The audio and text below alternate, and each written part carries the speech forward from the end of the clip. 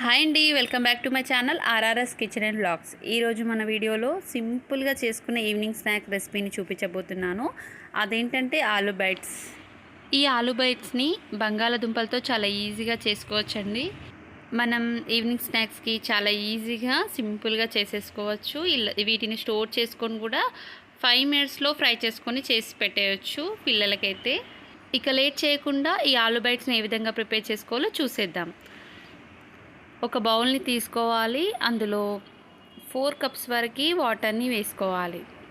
ఈ వాటర్ని rolling boil అయ్యేంత వరకు మంట మీడియం ఫ్లేమ్లో పెట్టుకొని ఉడికించుకోవాలి. చూసారు కదండి, 4 కప్స్ వరకు వాటర్ని తీసుకోవాలి.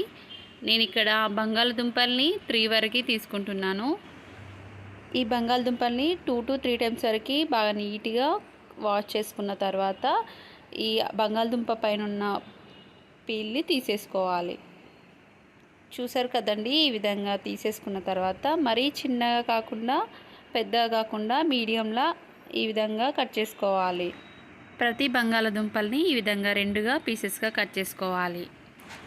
ఇలా కట్ చేసుకున్న వాటిని పక్కన ఉంచుకుందాం.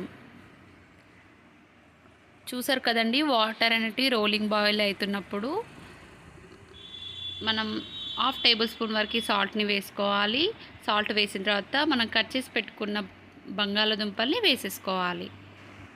వీటిని ఇప్పుడు 2 to 3 మినిట్స్ వరకు ఉడికించుకోవాలి.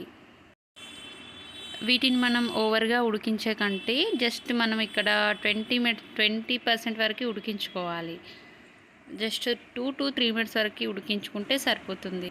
ఇక్కడ నురగగా వస్తుంది కదా, ఇలా వచ్చినప్పుడు చెక్ చేసి చూసుకోండి. ఒక 20% ఉడికించుకుంటే సరిపోతుంది. మనం ఇక్కడ ఒక ఆలు పీస్ని తీసుకొని ఒక నైఫ్తో ప్రెస్ చేసి చూడండి. మరి ఉడకనట్టుగా ఉంటే మనం ఆలూ బైట్స్ చేయడానికి పర్ఫెక్ట్గా వచ్చినట్టు. 2 to 3 మినిట్స్ కంటే ఎక్కువగా ఉడికించుకోకుండా 2 మినిట్స్ వరకు ఈ విధంగా ఉడికించుకొని వాటర్ మొత్తం తీసేసి ఈ ఆలు పీసెస్ని ఒక ప్లేట్లోకి తీసుకొని పక్కన ఉంచుకోవాలి. వీటిని పూర్తిగా చల్లారేంత వరకు చల్లార్చుకోవాలి. ఈ విధంగా ఒక 10 మినిట్స్ తర్వాత పూర్తిగా చల్లారిన తర్వాత ఒక మిక్సింగ్ బౌల్ తీసుకోవాలి.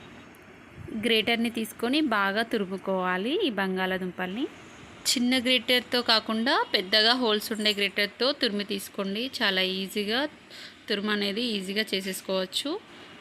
ఈ బంగాళదుంపల పీసెస్ని అన్నింటినీ ఈ విధంగా తురుముకోవాలి. ఇందులో మిగతా ఇంగ్రీడియంట్స్ని యాడ్ చేస్తాం. 1/2 టీ స్పూన్ వరకు కారం, టేస్ట్కి సరిపడంత సాల్ట్ని యాడ్ చేసుకోవాలి. అలాగే 1/2 టేబుల్ స్పూన్ వరకు పసుపు,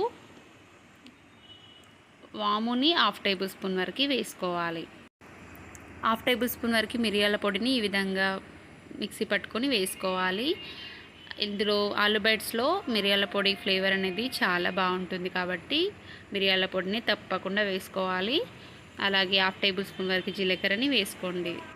ఇందులోనే సన్నగా కట్ చేసి పెట్టుకున్న 3 వరకు ఈ విధంగా పచ్చిమిర్చి ముక్కల్ని వేసుకోవాలి. కారం అనేది తక్కువగా వేసుకోండి.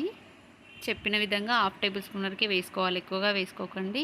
కొత్తిమీర కడిగి కట్ చేసుకొని వేసుకోవాలి. అల్లం వెల్లుల్లి పేస్ట్ని 1/2 టేబుల్ స్పూన్ వరకు వేసుకోండి.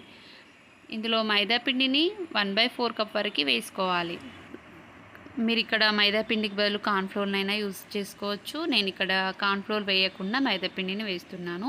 మీకు కార్న్ఫ్లోర్ అవైలబుల్గా ఉంటే కార్న్ఫ్లోర్ వేసుకోండి. కార్న్ఫ్లోర్ వేసిన తర్వాత 1/4 కప్ వరకు రైస్లోని వేసుకోవాలి.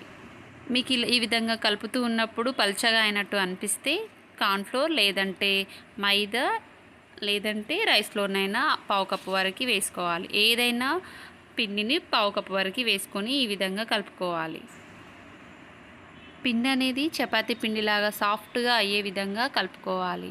చూసారు కదండి, ఈ విధంగా సాఫ్ట్గా కలుపుకొని మన చేతులకి 1/2 టేబుల్ స్పూన్ ఆయిల్ని అప్లై చేసుకోవాలి. వీటిని కొద్దిగా తీసుకుంటూ రౌండ్ షేప్లో అయినా, నేను వీడియోలో చూపించిన షేప్లో అయినా ఈ విధంగా షేప్లో చేసుకోవాలి. మొత్తం పిండిని ఈ విధంగా చేసుకొని ఒక ప్లేట్లోకి తీసుకోవాలి. ఆలూ బైట్స్ని ఈ విధంగా ఒకదానిపై ఒకటి వేయకుండా ఈ విధంగా ప్లేట్లోకి తీసుకోవాలి.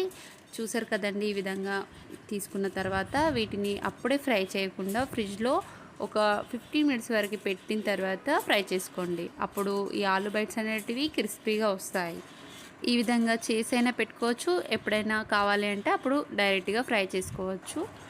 నేను ఇప్పుడు వీటిని ఒక 10-15 మినిట్స్ వరకు డీప్ ఫ్రిడ్జ్లో పెట్టి స్టోర్ చేస్తున్నాను. ఆఫ్టర్ 15 మినిట్స్ తర్వాత చూడండి, ఇవి కొంచెం గట్టిగా తయారవుతాయి ఫ్రిడ్జ్లో పెట్టడం వల్ల. వీటిని ఆయిల్లో వేసి ఫ్రై చేసినప్పుడు ఆయిల్ కూడా ఎక్కువగా పీల్చదండి. వీటంతటిని నేను ఒకేసారి ఫ్రై చేస్తున్నాను. మీరు కనుక స్టోర్ చేసుకొని ఫ్రై చేసుకోవాలంటే ఎయిర్ కంటైనర్ బాక్స్లో పెట్టుకొని 2 మంత్స్ వరకు స్టోర్ చేసుకోవచ్చు. మనం ఇక్కడ ఫ్రై చేసుకోవడానికి స్టవ్ ఆన్ చేసి కడాయి పెట్టుకోండి. డీప్ ఫ్రైకి సరిపడంత ఆయిల్ని వేసుకోవాలి. ఆయిల్ అనేది బాగా హీట్ ఎక్కిన తర్వాత ఆలూ బైట్స్ని వేసుకొని ఫ్రై చేసుకోవాలి. ఈ ఆలూ బైట్స్ని వేసిన తర్వాత ఒక 1 మినిట్ వరకు అలాగే ఉంచి ఫ్రై చేసుకోండి. ఒకేసారి తీసేస్తే విచ్చుకుంటాయి ఆయిల్లో. కాబట్టి 1 మినిట్ తర్వాత మరో పక్కని టర్న్ చేసుకొని మంచి కలర్ వచ్చేంత వరకు ఫ్రై చేసుకోవాలి.